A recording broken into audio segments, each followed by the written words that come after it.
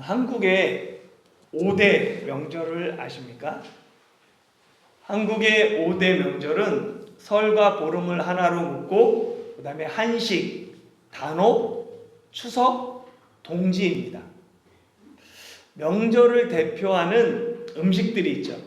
설날을 대표하는 음식은 떡국, 대보름 대표하는 음식은 뭐예요?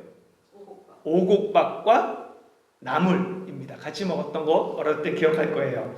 한식을 대표하는 음식은 사실 잘 모르는데 쑥으로 만든 음식으로서 대표적으로 쑥떡이 있습니다.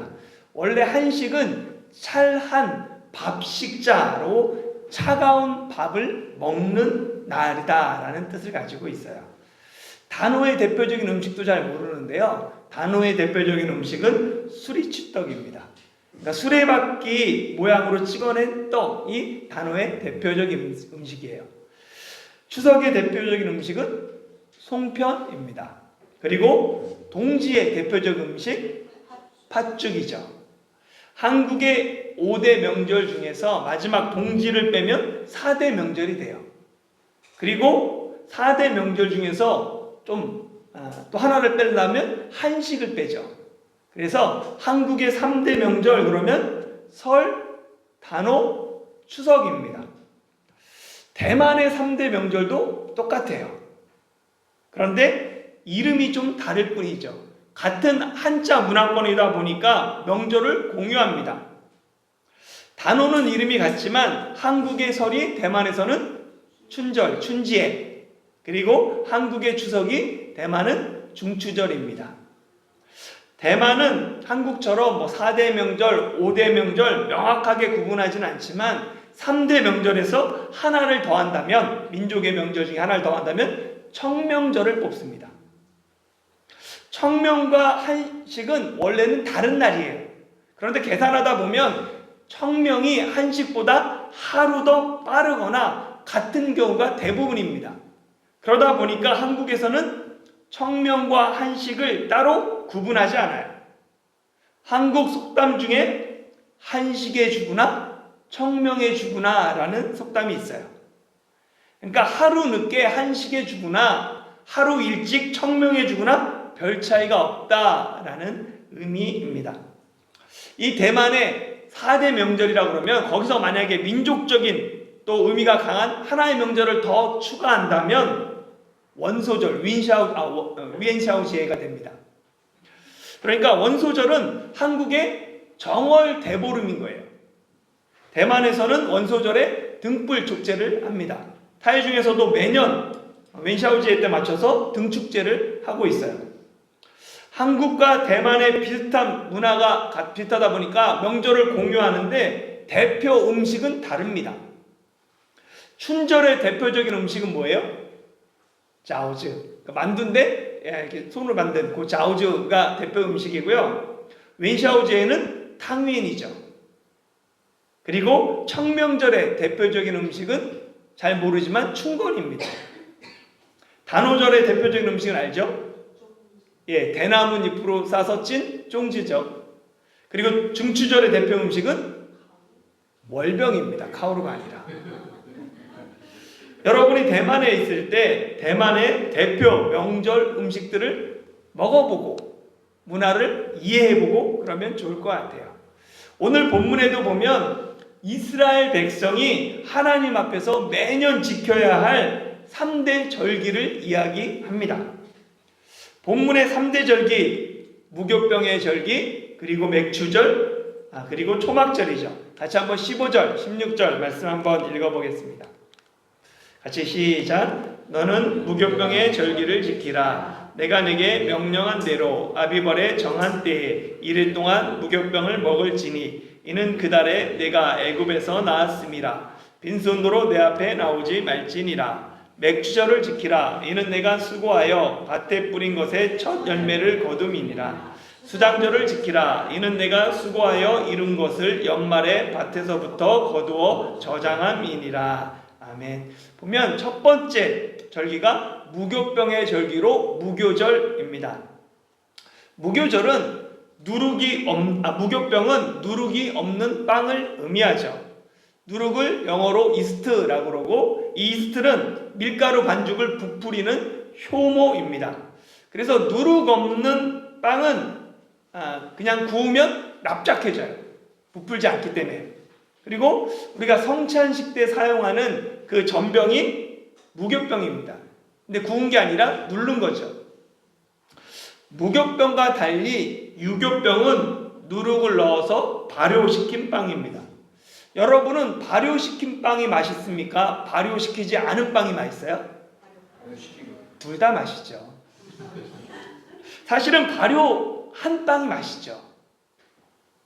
그런데 사람들이 왜 무교병을 먹습니까? 요즘엔 건강 때문에 먹기도 하는데, 왜 먹냐면 반죽을 발효할 시간이 없기 때문입니다. 갑자기 뜻하지 않은 손님이 방문해가지고 발효할 시간이 없는 거예요, 밀가루를. 그럴 때 급하게 무교병을 구워서 손님을 대접하는 그 내용이 성경에도 여러 곳에서 등장합니다. 이스라엘 자손이 출애굽할 때 급하게 이집트를 떠나야 했기 때문에 밀가루를 발효시킬 시간이 없었습니다. 그래서 그들이 출애굽 때 먹었던 대표적인 음식이 무교병입니다. 그리고 출애굽을 기념하는 절기가 무교병의 절기, 무교절입니다. 우리가 알기로 출애굽을 대표하는 절기는 뭐예요? 유월절입니다. 여러분은 유월절과 이 무교절의 이 차이를 설명할 수 있으세요? 레위기 23장 5절과 6절에 보면 첫째 달 열 나흘날 저녁은 여호와의 유월절이요 이달 15째 날은 여호와의 무교절이니 이래 동안 너희는 무교병을 먹을 것이요. 그러니까 유월절은 첫 달 14일 저녁입니다. 그리고 무교절은 15일부터 7일간 21일까지죠. 이 내용의 말씀을 보면 유월절과 무교절을 구별해야 합니다. 그러나 신명기 말씀을 보면 유월절과 무교절을 구분하지 않아요. 유월절 안에 무교절이 포함됩니다. 신명기 16장에 쭉 있는데요. 1절부터 8절인데 제가 첫 절과 마지막 절만 읽겠습니다. 아비벌을 지켜 내 하나님 여호와께 유월절을 행하라. 마지막에 보면 너는 엿새 동안은 무교병을 먹고 일곱째 날에 내 하나님 여호와 앞에서 성회로 모이고 일하지 말지니라. 그러니까 신명기는 유월절을 행하라 하면서 유월절을 어떻게 지켜야 하는지 쭉 이야기합니다. 그 중에 이래 동안 누룩이 보이지 않게 하고 엿새 동안 무교병을 먹으라 라고 이야기하죠. 신명기는 유월절과 무교절을 따로 구분하지 않고 하나로 봅니다. 왜냐하면 유월절과 무교절을 분리하는 것, 이것이 어렵다, 둘은 하나다라고 볼 수 있기 때문에 그렇습니다.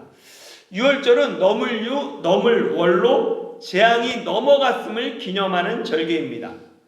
하나님이 이집트에서 10번째 재앙, 이집트 전역에 사람이든 짐승이든 처음 난 것은 모두 죽는 그 죽음의 재앙이 넘어간 사건을 기념하는 절기가 유월절입니다. 이스라엘 자손이 장자가 죽지 않았던 그 이유가 무엇이냐면 문설주와 임방에 어린 양의 피를 발랐기 때문이에요. 하나님이 그 피를 보고 그 죽음이 그 집을 넘어갔습니다. 왜 이스라엘 자손이 7일 동안 무교병을 먹으면서 유월절을 지켜야 합니까? 이스라엘 자손이 유월절 후 이집트에서 탈출하면서 무교병을 먹었기 때문이죠. 이스라엘 자손은 출애굽 후에 뒤따라오는 파라오의 군대가 홍해에 수장되기까지 7일 동안 무교병을 먹었다라고 얘기해요. 그러니까 이 무교절은 뒤쫓아오는 파라오의 군대를 피해 급하게 먹어야 했던 무교병을 기억하는 절기입니다. 그래서 신명기는 무교절에 먹는 무교병을 고난의 떡이다 라고 이야기해요.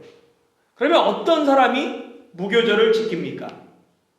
유월절 어린 양의 피로 대속받은 사람이 무교절을 지키는 거죠. 대속받지 않은 사람은, 어린 양의 피를 바르지 않은 사람은 무교병을 먹든 유교병을 먹든 아무런 상관이 없습니다. 그러나 유월절 어린 양의 피로 구속받은 사람은 지방 곳곳에서 누룩을 제거하고 누룩 없는 무교병을 먹으며 무교절을 지킵니다. 이처럼 무교절은 유월절을 전제로 합니다. 유월절이 없으면 무교절도 없습니다. 그래서 유월절과 무교절은 뗄래야 뗄 수 없는 불가분의 관계입니다. 유대인들은 예수님을 유월절 어린 양으로 인정합니까? 인정하지 않습니까? 유대인들은 예수님을 인정하지 않아요. 그래서 그들은 지금도 유월절에 양고기와 양의 뼈와 무교병과 쓴나물을 먹습니다. 그러나 그리스도인은 예수님이 십자가에서 세상 죄를 지고 가는 하나님의 양으로 구원을 완성하셨음을 믿습니다. 그래서 우리는 유월절 음식을 먹지도 않고 유월절을 지키지도 않습니다. 그러나 비록 우리가 유월절과 무교절을 지키진 않지만 무교절의 의미는 대대로 기억할 필요가 있습니다. 우리가 잊지 말아야 할 무교절의 의미는 묵은 누룩을 내버리고 누룩 없는 거룩한 삶을 살아야 한다는 거예요. 왜냐하면 예수님이 우리를 누룩 없는 새로운 덩어리가 되게 하셨기 때문입니다. 고린도전서 5장 7절은 그래서 이렇게 이야기합니다. 너희는 누룩 없는 자인데 새 덩어리가 되기 위하여 묵은 누룩을 내버리라. 우리의 유월절 양 곧 그리스도께서 희생되셨느니라. 아멘. 유월절 어린 양의 고기는 유월절 그 밤에 다 먹어야 합니다. 다음 날까지 남기면 되지 않아요. 그러나 누룩 없는 무교병은 한 번에 많이 먹고 다 먹는다고 끝나는 게 아닙니다. 무교병은 유월절 내내 양식으로 삼아야 합니다. 무교절은 어린 양의 피로 구원받은 사람이라도 계속해서 삶에서 죄를 제거하며 거룩한 삶을 살아야 한다라는 것을 가르쳐 줍니다. 예수님의 희생이 부끄러운 희생이 되지 않도록 묵은 누룩을 내버리고 새로운 피조물로 거룩한 삶을 살아가는 여러분이 되시기를 축원합니다. 두 번째 절기는 맥추절입니다. 16절 상반절에 보면 맥추절을 지키라. 이는 내가 수고하여 밭에 뿌린 것에 첫 열매를 거둠이니라 라고 얘기합니다. 맥추절은 첫 열매를 거두는 절기입니다. 그런데 이 맥추절은 번역에 문제가 있어요. 히브리어 원어를 보면 수학의 절기로 되어 있습니다. 영어 성경도 수학의 절기 그렇게 번역하고 있어요. 그런데 한글 성경은 이를 맥추절 이렇게 번역하면서 문제를 복잡하게 만들었습니다. 본문의 맥추절은 사실 77절입니다. 본문 외에 이스라엘 3대 절기를 설명하는 모든 곳은 77절로 기록하고 있어요. 대표적으로 출애굽기 34장 25절에 보면 77절 곧 맥추의 초실절을 지키고 라고 말합니다. 그러니까 맥추의 초실절이 곧 77절이에요. 한국 사람에게 맥추 하면 보리추수를 의미합니다. 우리나라에서는 이 맥을 보리맥이라고 읽어요. 그러나 중국에서는 보리는 따마이, 대맥, 밀은 샤오마이, 소맥입니다. 한자는 대맥과 소맥을 구분하지만 과거 한국에는 아예 밀이 없었습니다. 그래서 한국에서는 이 맥을 보리맥으로만 사용하는 거예요. 그래서 한국인에게 맥추절은 보리추수를 감사하는 절기입니다. 그러나 성경에서 보리추수를 감사하는 절기는 맥추절이 아니라 초실절입니다. 레위기 23장 10절 11절 같이 읽어볼까요? 시작. 이스라엘 자손에게 말하여 이르라. 너희는 내가 너희에게 주는 땅에 들어가서 너희의 곡물을 거둘 때에 너희의 곡물의 첫 이삭 한 단을 제사장에게로 가져갈 것이요 제사장은 너희를 위하여 그 단을 여호와 앞에 기쁘게 받으심이 되도록 흔들되 안식일 이튿날에 흔들 것이며. 아멘. 예전에 한국은 곡식을 1년에 2번 추수했죠. 6월에 보리를 추수하고 9월에 10월에 벼를 추수합니다. 이스라엘 사람들도 1년에 곡식을 2번 추수합니다. 이스라엘에서는 3월, 4월에 보리를 추수하고 5월, 6월에 밀을 추수합니다.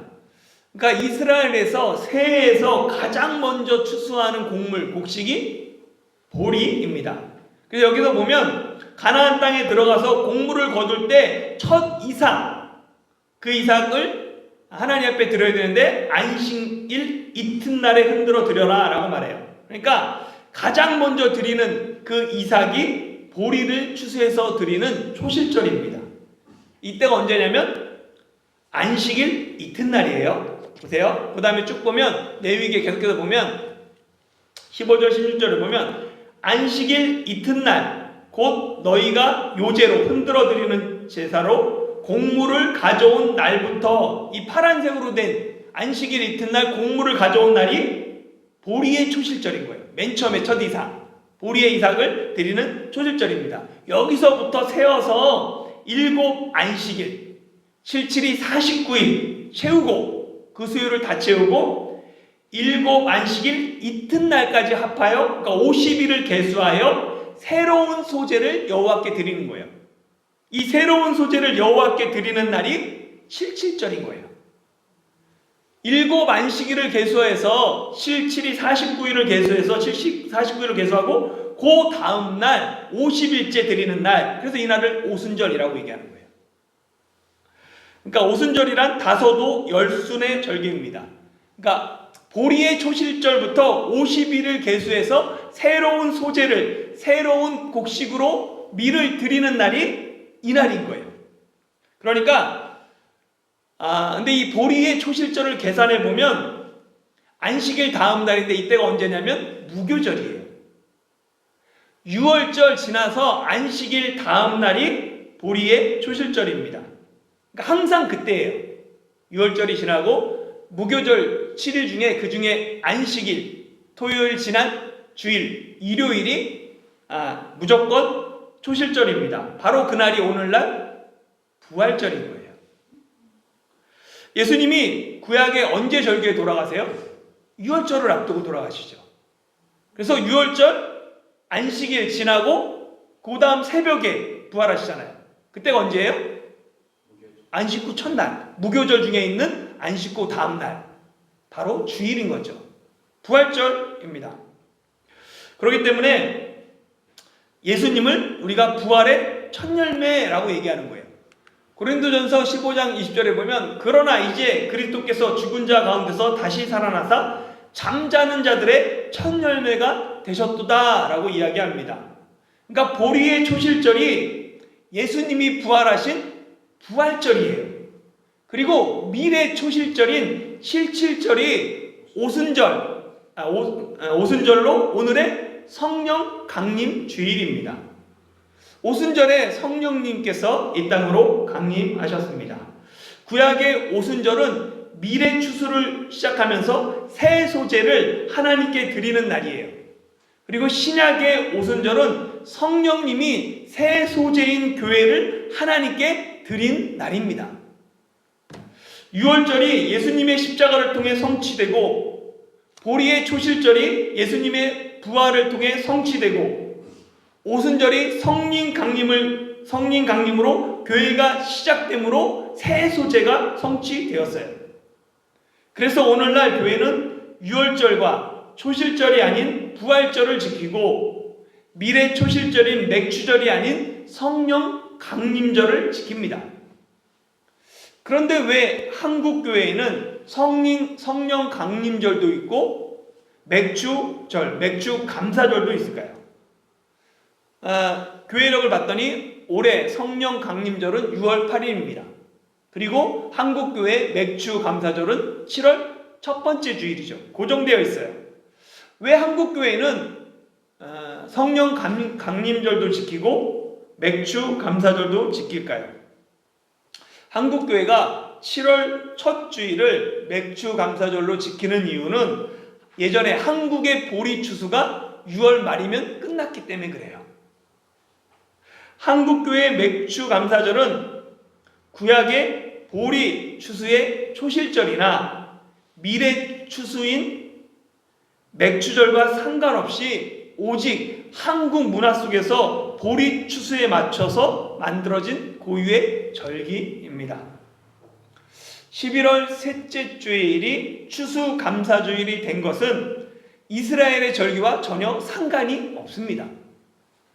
오늘날 추수감사절에 해당하는 구약의 이스라엘의 절기는 수장절이에요. 수장절을 현대 달력으로 계산하면 9월에서 10월입니다. 11월 셋째 주일과 전혀 상관이 없죠. 추수감사절이 11월 셋째 주일이 된 이유는 미국의 추수감사절을 한국교회가 그대로 받아들였기 때문입니다.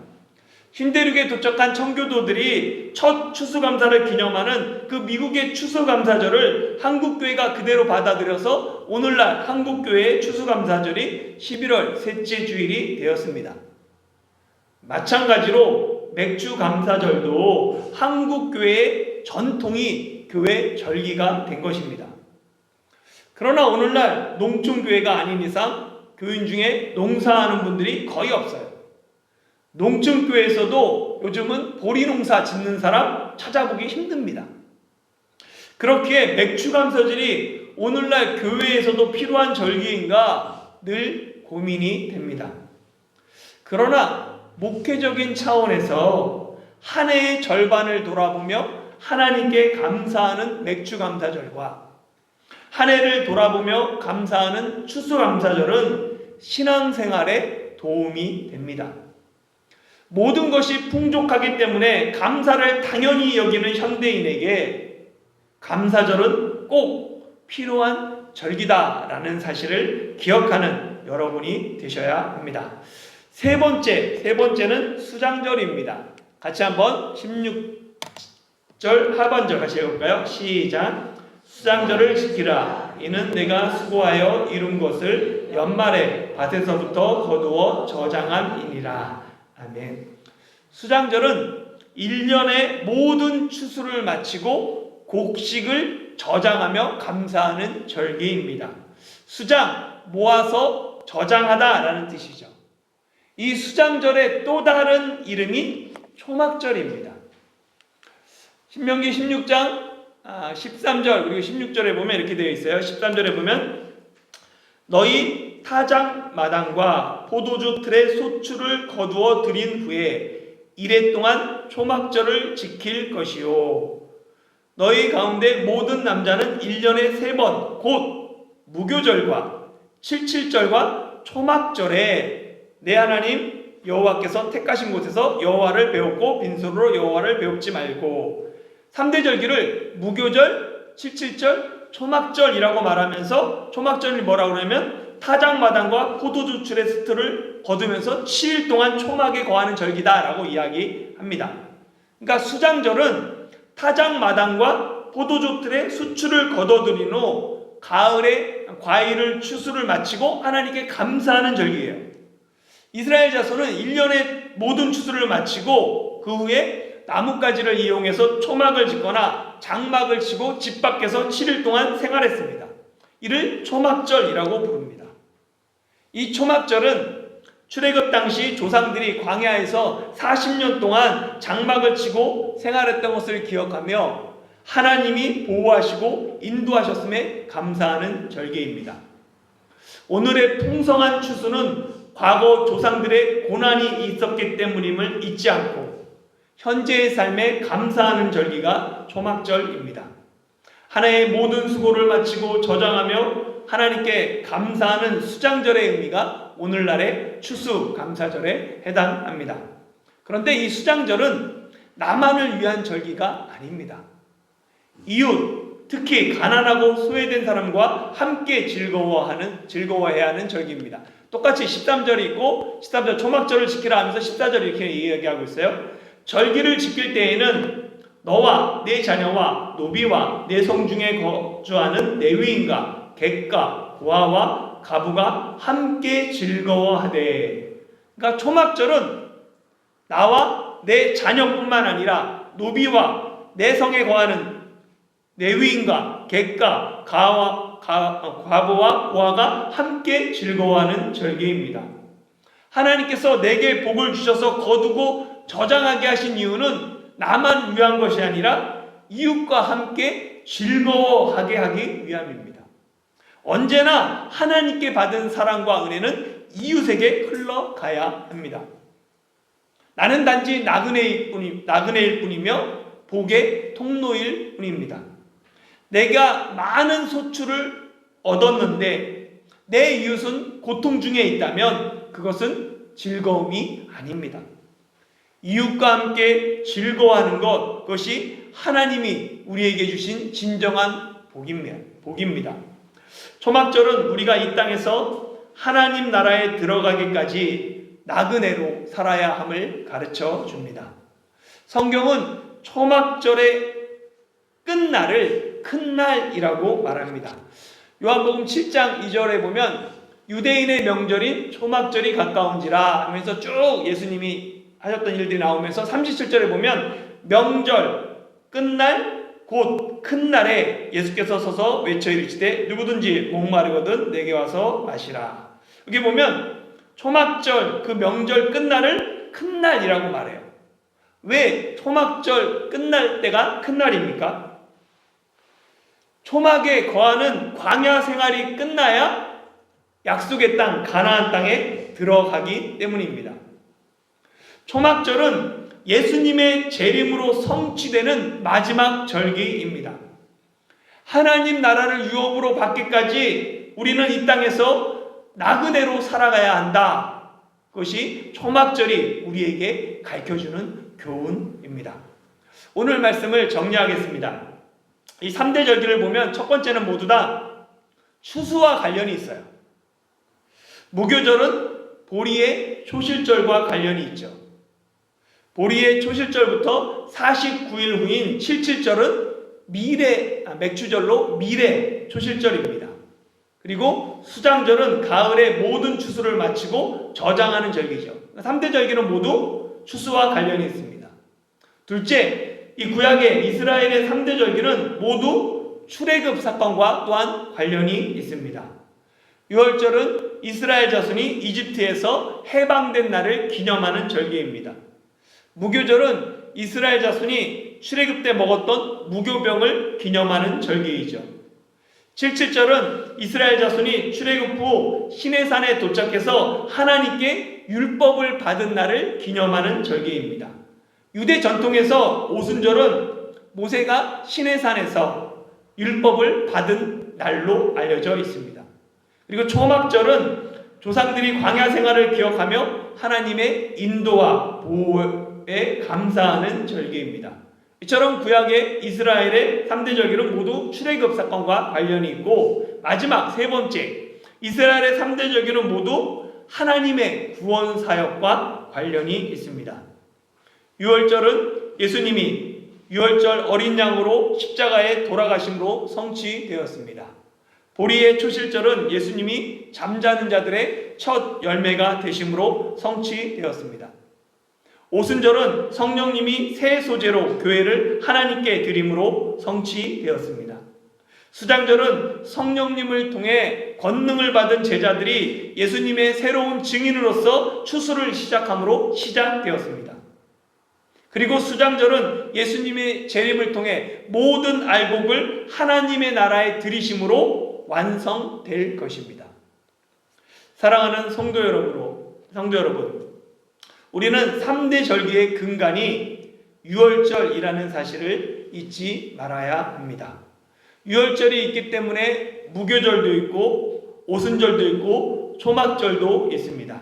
그렇게 3대 절기는 순서가 중요합니다. 유월절 어린 양의 피로 구속을 받아 하나님의 백성이 되었기에 누룩 없는 무교병을 먹는 무교절을 지켜야 합니다.